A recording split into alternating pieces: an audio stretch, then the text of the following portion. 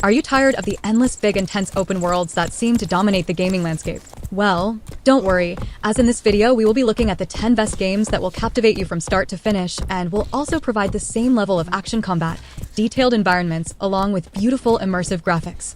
These games are pretty straightforward and will give you a blast while playing, so let's look at the first game on my list.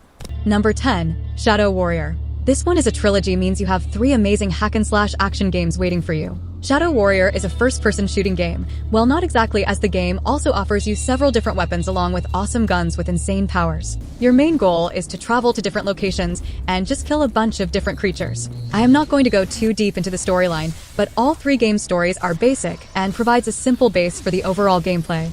Also, Shadow Warrior is an old gaming series, but in this video, I'm talking about the reboot and newest sequels. The amount of fun that you are going to have across all 3 games is mind-blowing. The main character is funny and full of humor who keeps the story engaging with his jokes and dialogues. The soundtracks and music are some of the key elements in these games because they provide an immersive hack-and-slash experience. It's always cool to see different creatures getting killed by different weapons in multiple ways. There's also a fair level of difficulty that you can adjust according to your need. As for me, the best thing I liked is the music or soundtracks playing in the background while I slice through waves of enemies and manipulate my powers for different kill shots. There is no open world concept in Shadow Warrior.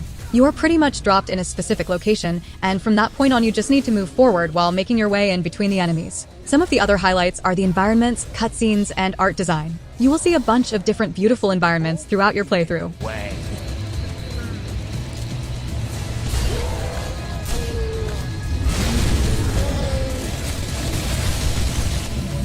Number 9, Aragami 2.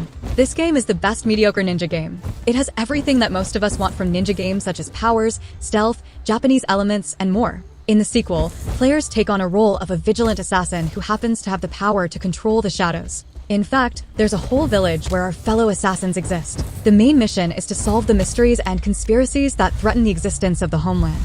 Aragami 2 offers the players several different methods and even distinct passages to tackle certain situations and obstacles. It entirely depends on the players whether they want to kill the enemies and finish the mission in stealth mode, or they can also choose to engage the guards in an intense sword combat. The graphics and visuals are beautifully crafted, featuring detailed environments. The art style leans heavily into the game's dark mystical atmosphere, with vibrant use of light and shadow to create a complete shadowy shinobi world setting. All the elements in this game perfectly blend with each other to provide an all-out immersive assassin experience. Also, I forgot to mention, but the game is not that easy.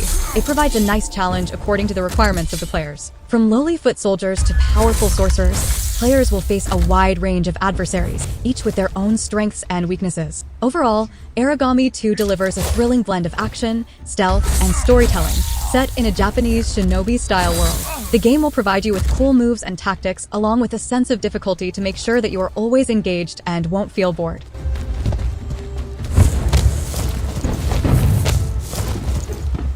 Number 8, Sifu. This is a game that everyone should at least play once in their lifetime. There is no big intense open world with side quests, rather it's just straight up action. From the first to the last mission, your only job is to beat down all the enemies and make your way towards the final boss. In fact, just by talking about this game is making me feel that I should play it again. The game is all about martial arts or kung fu moves. You as a main character is a master of martial arts and wants to avenge your master's murder. So, you must kill all 5 bosses. Each of these bosses have their own movesets, arena, and story importance. The highlights of this game are the different martial arts moves and the environmental objects that you can use to kill the enemies in multiple ways. Along with this, the death in Sifu is not simple. Instead, you will grow old each time you die, means you will start to lose efficiency, agility, and attack power. So, despite all of this, you must finish the game in one single playthrough.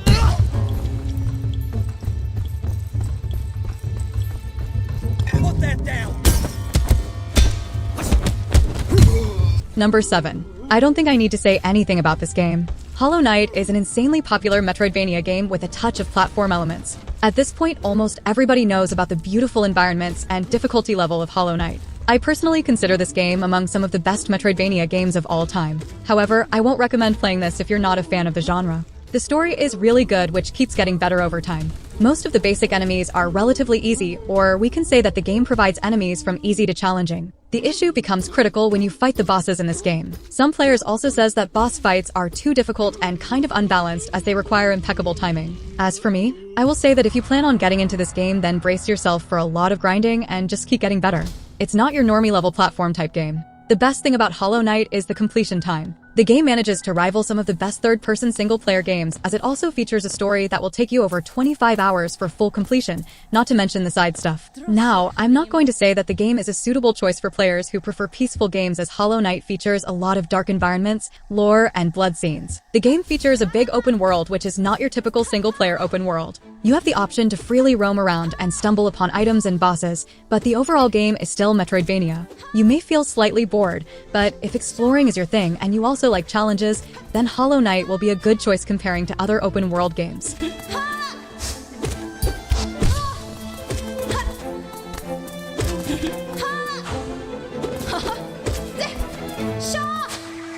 Number 6, Prototype. Now, just to be clear, I'm only talking about the first installment. This one is actually an open world game. So, if you ask me why I put this game in this list, then it's simply because of the main character's superpowers. I suggest to not skip this one if you are not in the mood of playing open world games. Despite being a single-player game, Prototype manages to provide the players with an all-out amazing experience. The powers in this game are nothing like I have seen so far.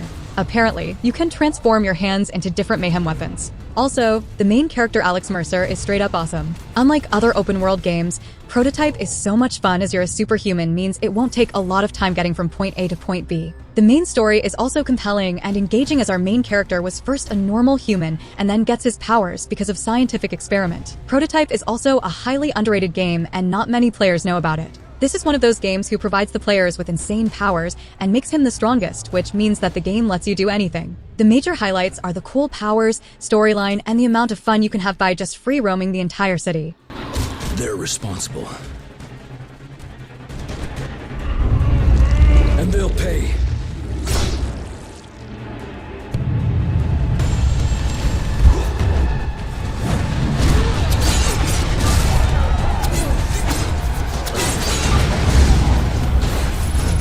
Number 5, Metal Gear Rising. The word boredom will never pop up in your mind as Metal Gear Rising combines all the basic features, perfectly giving the players an unforgettable experience. I honestly think that a lot of players don't know about this hidden gem, or maybe the original fans of the series didn't like this one as it's a standalone edition, which is not the Metal Gear series is about. This hack-and-slash gem is an over-the-top thrilling experience that blends action-packed combat along with some cool BGM soundtracks and music. There isn't much of a storyline here. It's much rather a fast-paced combat game where your only goal is to kill a bunch of enemies, like literally slicing through them. The level of difficulty is balanced except for the final boss. I'm sure it will take a lot of time for some of you to finish the game as the final boss have a tremendous health bar and multiple phases. Even though I was surprised when I first played this game, I never would have thought that Metal Gear games were this much fun. Nevertheless, Rising Revengeance is not related to the original series as it's a spin-off. The game was released in 2013, but it is still a decent choice to play in 2024 as the visuals and soundtracks are awesome. And you don't need to know anything about the previous one. This is a good choice if you don't have too much time to dive into big open world story and just want a cool hack-and-slash fun. The difficulty makes the game engaging as it kind of forces you to complete the game even after dying several times. The cutscenes and visuals also deserve a lot of appreciation. I think the only reason we never got a sequel of this game is maybe because Hideo Kojima was working on some other gaming projects at that time and may not have the sufficient funds.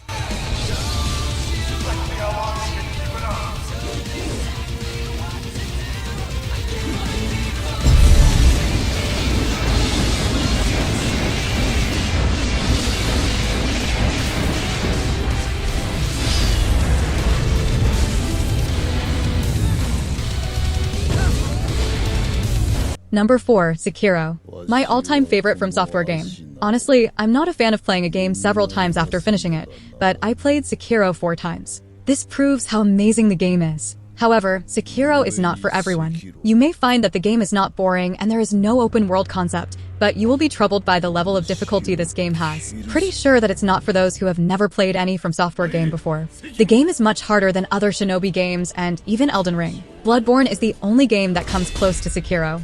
Personally, the Dark Souls series have more bizarre level designs where you can easily get lost in and have trouble finding your way. This is not the case in Sekiro. The game shows you straightforward ways and tells you where to go, but it's the enemies and boss fights where the problem gets real. The game's final boss is one of the strongest video game bosses ever. My favorite thing about Sekiro is its environment and distinct areas. It's really amazing how the game takes you to several different locations, each with their own new enemies and boss fights. Personally, you will never get bored in this game, but will surely come close to quitting it after dying several times from a single boss.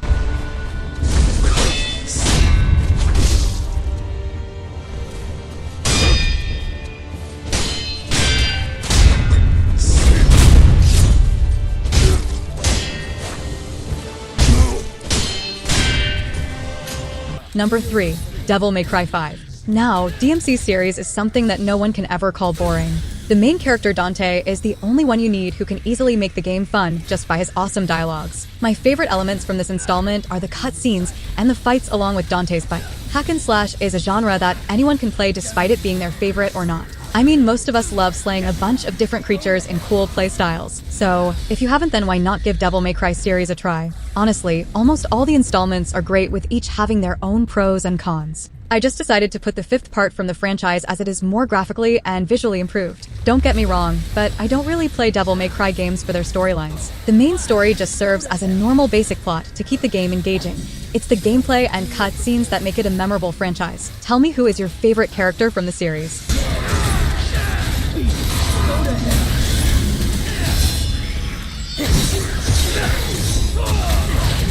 Number 2. Lies of P. This game is a compelling gaming experience that combines immersive storytelling, stunning visuals, and engaging gameplay mechanics to create a world where truth is a precious key element and the world is full of lies. The story in this game is something that I never would have expected from a Souls-like game. I really loved all the characters and how important each character was in the pacing of the story. All the NPCs have their own side story about their struggles and motives. For me, the ultimate best thing in Lies of P is its storyline. Just to give you guys a short description, I will say that you play as a puppet, and every lie you tell in the game will fill your heart with human feelings, ultimately making you a human capable of emotions and feelings. It's a really touching story. You can choose to tell the truth in all the situations, but the game kind of forces you into making the right decisions, which most of the time indicate to standing with the truth option. The game is definitely hard, but it's not at a level of other From Software games. Nevertheless, you will encounter certain bosses that will take a couple of tries, but if you are an experienced player, then you will have no trouble defeating them.